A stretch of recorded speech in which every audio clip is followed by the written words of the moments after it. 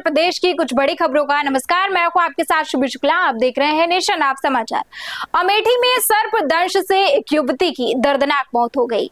घर में पढ़ाई कर रही युवती को सांप ने डस लिया, जिसके बाद अस्पताल लेकर पहुंचे, लेकिन उपचार के दौरान उसकी मौत हो गई। घटना के बाद परिवार में मातम पसरा हुआ है। दरअसल ये मामला पीपरपुर थाना क्षेत्र के घाटगौर गांव का बताया जा रहा है, जहां बीती रात युवती अपने घर में बैठकर पढ़ाई कर रही थी। इसी दौरान अचानक सांप ने उसे डस लिया, जिससे उसकी हालत बिगड़ गई।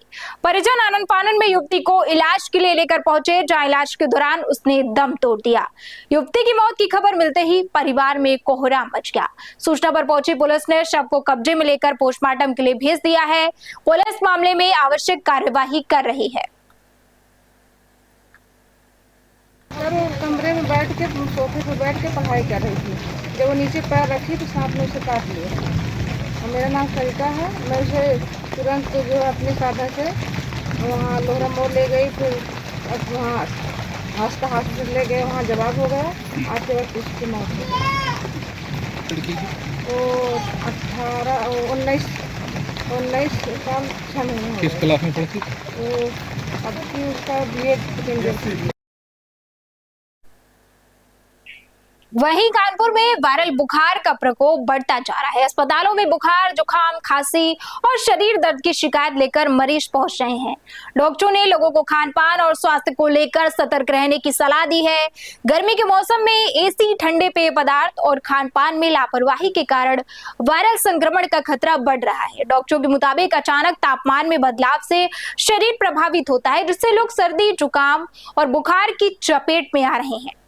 आरोग्य धाम के homeopathic physician doctor Hemant Mohan ने बताया कि मरीजों को ताजा भोजन करना चाहिए और पर्याप्त पानी पीना चाहिए। लगातार बुखार, खांसी या शरीर दर्द होने पर डॉक्टर की सलाह लेना जरूरी हो गया है।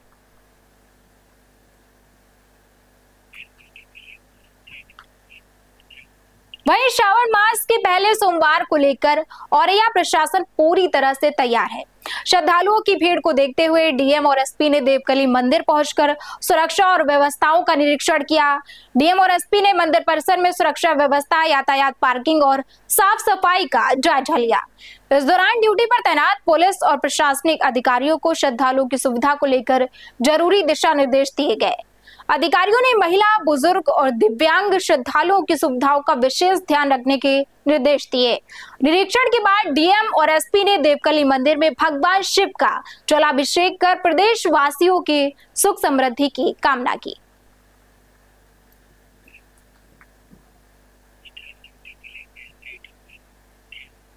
कानपुर प्राणी उद्यान से दुखद खबर सामने आई है। लंबे समय से बीमार चल रही मादा तेंदुआ जेरी की मौत हो गई है। वही उपचार के लिए बिजनौर से कानपुर लाई जा रही एक बुजुर्ग मादा शेरनी ने भी रास्ते में दम तोड़ दिया। दोनों वन्य जीवों की मौत के कारणों की जांच की जा रही है। कानपुर प्राणी उद्यान प्रशासन के अनुसार मादा तेंदुआ जेरी को वर्ष 2019 में बिजनौर से रेस्क्यू कर कानपुर लाया गया। अप्रैल 2026 में घायल होने के बाद उसका विशेषज्ञ पशु चिकित्सकों की निगरानी में इलाज चल रहा था।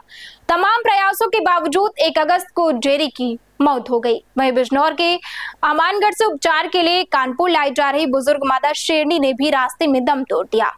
दोनों वन्य जीवों का 3 सदस्यीय पशु चिकित्सकों के पैनल ने पोस्टमार्टम किया। मौत के सही कारणों का पता लगाने के लिए दोनों के विसरा सैंपल IVRI बरेली जांच के लिए भेजे गए हैं। जांच रिपोर्ट आने के बाद ही दोनों वन्य जीवों की मौत की वास्तविक वजह स्पष्ट हो पाएगी। देखिए, तेंदुआ हमारे यहाँ मादा तेंदुआ जेरी, जो कि बिजनौर से ही रेस्क्यू करके वर्ष 2019 में कानपुर प्राणी उद्यान में लाया गया था। और वो मतलब बच्चे ही थे जब यहाँ आए थे, तो उस बच्चे को बोतल से दूध पिला के बड़ा किया गया था। और उसका कुछ दिनों से उसमें एक असामान्य व्यवहार दिखने को मिल रहा था। उसने अपनी पूँछ काट लिया था। पूँछ काट के उसने अपने आप को घायल कर लिया था। तो 4 महीने उसका इलाज चला हॉस्पिटल एरिया में, और उसको काफ़ी डॉक्टरों ने हमारे कोशिश किया, लेकिन वो बच नहीं पाया। तो कल उसकी मृत्यु हो गई। उसके बाद उसको 3 डॉक्टरों का पैनल बना के उसका पोस्टमार्टम कराया गया। पोस्टमार्टम के उपरांत उसको जला दिया गया, और डॉक्टरों की और डायरेक्टर साहब की निगरानी में उसको जला दिया गया।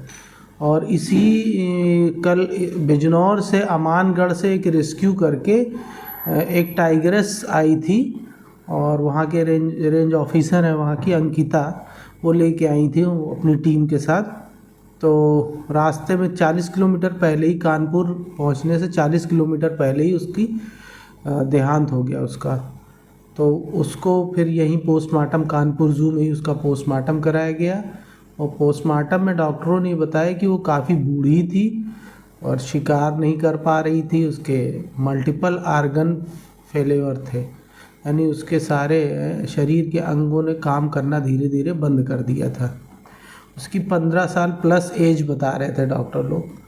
तो और सबका विसरा सुरक्षित करके IVRI भेजा जाएगा बरेली और फिर वहाँ से फाइनल जो भी रिपोर्ट आएगी तो उसके आधार पे पता लग जाएगा कि क्या हुआ था इन चीज़ों में, मतलब क्यों उसकी डेथ हुई थी। तो कहीं ना कहीं जू में शौक की लहर आई है, तो किस तरह का मैसेज देना? हाँ, बहुत, मतलब हमारा तो जेरी से हम लोगों का बहुत इंटेंशन था, हम लोगों का बहुत घुले मिले थे जेरी से। तो जेरी के बारे में तो ये था कि उससे बहुत अफसोस हुआ, वो बहुत थोड़ा सा, अब वो बीमार थी तो उसकी तकलीफ़ भी नहीं देखी जा रही थी। तो शोक की लहर तो है, लेकिन फिर अब एक नया टास्क होगा नए जानवरों को बचाने का और नए जानवरों को फिर से लाने का। वहीं औरैया के अयाना क्षेत्र में मगरमच्छ के बच्चों की तलाश दूसरे दिन भी जारी रही।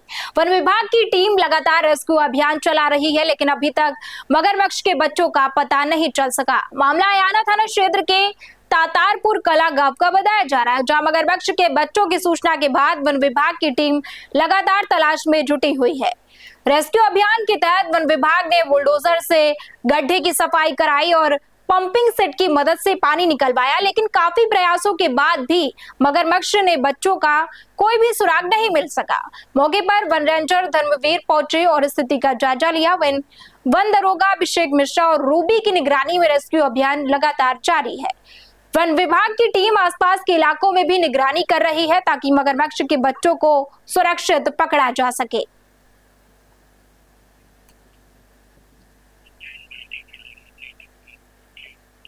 वहीं बहराइच में अपना दल एस के कार्यकर्ता सम्मेलन में पहुंची केंद्रीय मंत्री और पार्टी की राष्ट्रीय अध्यक्ष अनुप्रिया पटेल ने विपक्ष पर निशाना साधा। राम मंदिर चढ़ावा चोरी मामले को लेकर उन्होंने कहा कि किसी को भी लोगों की भावनाएं आहत करने का अधिकार नहीं है। वहीं उन्होंने केंद्र सरकार से पिछड़ा वर्ग मंत्रालय बनाए जाने की मांग भी रखी है। बहराइच के बंसरिता रिजॉर्ट में आयोजित कार्यकर्ता सम्मेलन में पहुंची अनुप्रिया पटेल ने राम मंदिर चढ़ावा चोरी मामले पर विपक्ष को घेरा। उन्होंने कहा कि ये एक संवेदनशील मामला है जिसकी जांच के लिए SIT गठित की गई है और कई लोगों पर कार्यवाही भी हुई है। उन्होंने आरोप लगाया कि विपक्ष जिस तरह से आम जनता की भावनाओं से जुड़े मुद्दों को उठा रहा है वो लोकतांत्रिक व्यवस्था में उचित नहीं है। कार्यकर्ता सम्मेलन के दौरान अनुप्रिया पटेल ने कहा कि अपना दल लगातार शोषित और वंचित वर्गों की आवाज उठाता रहा है। उन्होंने जातिगढ़ जनगणना के आंकड़े आने के बाद देश में अलग से पिछड़ा वर्ग मंत्रालय बनाए जाने की मांग दोहराई है। उन्होंने कार्यकर्ताओं से आगामी विधानसभा चुनाव को लेकर बूथ स्तर पर पार्टी को मजबूत करने और ज्यादा से ज्यादा लोगों को जोड़ने का आह्वान किया।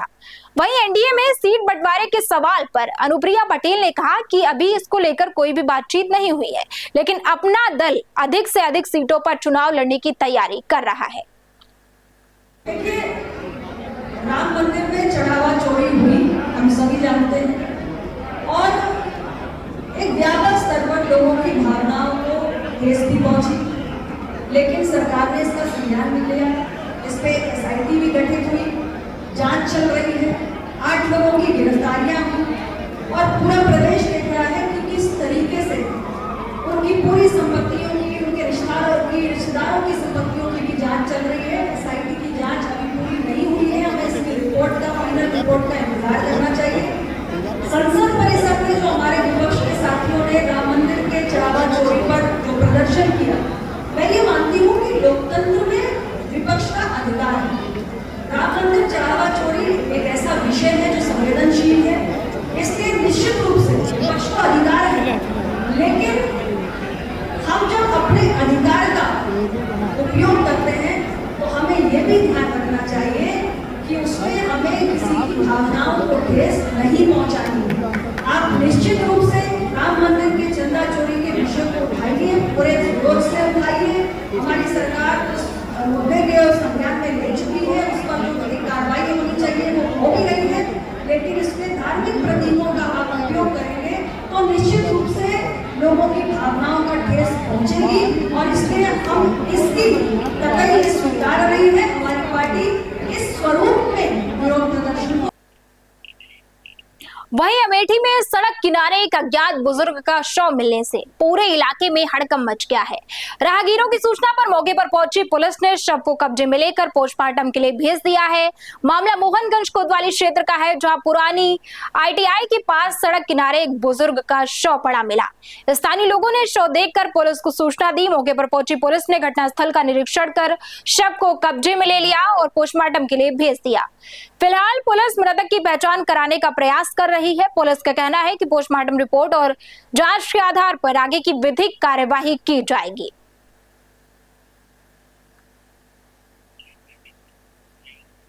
वहीं कानपुर में कल्याणपुर थाने में तैनात एक सिपाही पर छात्रा से छेड़खानी और पीछा करने का आरोप लगा है। शिकायत मिलने के बाद पुलिस ने आरोपी सिपाही को हिरासत में लेकर मामले की जांच शुरू कर दी है। पीड़ित छात्रा के परिजनों का आरोप है कि आरोपी सिपाही सुरेंद्र पिछले कई दिनों से छात्रा का पीछा कर रहा था। आरोप है कि उसने छात्रा का हाथ भी पकड़ लिया, जिसके बाद छात्रा के पिता ने उसका पीछा किया। बताया जा रहा है कि आरोपी नितेश्वर धाम मंदिर के पास से भाग निकला। घटना से जुड़ा एक वीडियो भी सामने आया है, हालांकि वीडियो की स्वतंत्र पुष्टि अभी तक नहीं हुई है। शिकायत के आधार पर पुलिस ने आरोपी सिपाही को हिरासत में लेकर मामले की जांच शुरू कर दी है। अधिकारियों का कहना है कि जांच के आधार पर आगे की विधिक कार्यवाही की जाएगी।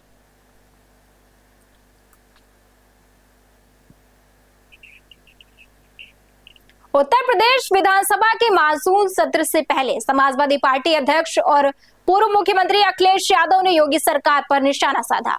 उन्होंने 4 दिन के विधानसभा सत्र को लेकर तंज कसते हुए इसे चुनावी साल का चला चली की बेला वाला सत्र बताया। लखनऊ में आयोजित प्रेस कॉन्फ्रेंस में अखिलेश यादव ने कहा कि सरकार का कार्यकाल अब अंतिम दौर में है, इसलिए विधानसभा का सत्र भी सिर्फ 4 दिनों का रखा गया। उन्होंने कहा कि 4 दिन की सरकार बची है, इसलिए 4 दिन का ही सत्र हो रहा है। अखिलेश यादव ने संकेत दिए हैं कि समाजवादी पार्टी मानसून सत्र के दौरान राम मंदिर, चढ़ावा चोरी मुद्दे के, छात्र आंदोलन और जनहित से जुड़े अन्य विषयों को सदन में प्रमुखता से उठाएगी। उन्होंने आरोप लगाया कि सरकार महत्वपूर्ण मुद्दों पर चर्चा से बच रही है, जबकि विपक्ष जनता से जुड़े सवालों को मजबूती से सदन में उठाने का काम करेगा।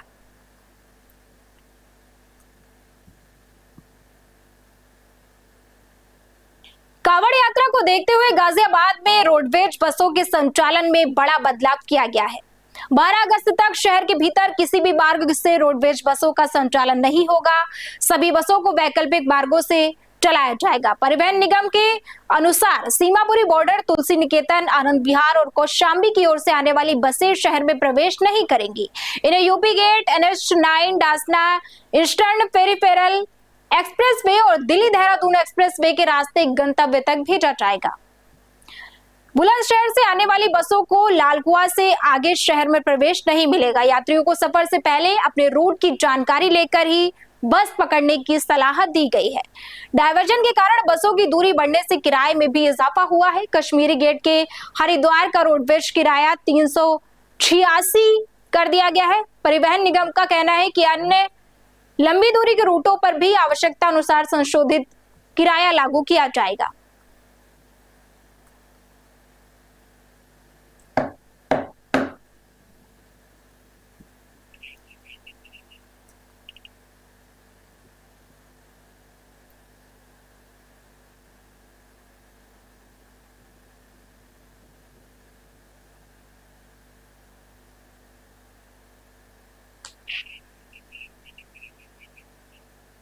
तो ये थी उत्तर प्रदेश की कुछ बड़ी खबरें, और ऐसी खबरों के लिए हमारे साथ जुड़े रहिए और देखते रहिए नेशन आप समाचार।